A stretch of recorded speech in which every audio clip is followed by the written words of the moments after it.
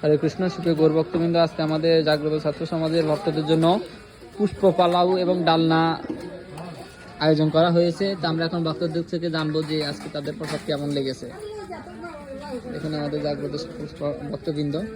তো হরে কৃষ্ণ প্রভু, আপনার থেকে প্রসাদ কেমন লেগেছে?